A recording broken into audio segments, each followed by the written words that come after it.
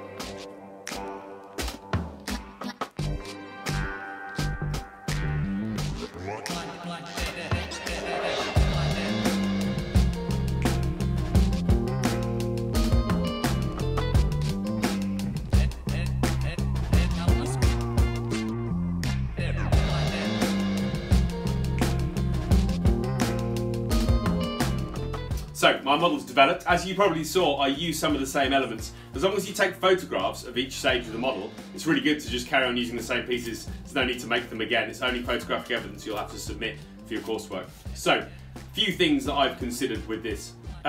This piece could be mounted if I was doing work that didn't affect my desk vibrating. It could go under the workbench and be clamped in, or it could be wall mounted. Now that gives me loads of flexibility on the position. If I made a system that ties in with my tool racking system, which is slots of wood with the channel in, so I can place an angled piece on there and it just hooks in, then I could position that however I wanted. You see I'm putting a lot of faith in this at the moment with my phone hanging in it, but I've had to put a bit of masking tape across the bottom so it doesn't fall out. The grip system I really like. I like the way it looks, a bit like a crazy sort of crane digger invention. I think that'll look really fun in my workshop anyway. But it also functions really well. I need to think about how it's going to stay closed, and I've just found a bag of random springs that I've taken from machines I've broken apart over the years, as you do. So I'm going to think about using those and making a torsion spring that will hold it closed, and I can pull it open so it will grip the phone. That way it's not going to damage the phone, it holds it in a perfect position, and it's repositionable. At the moment, I've got articulation, lots of articulation this way. My racking system in the workshop will mean I can move it along this way.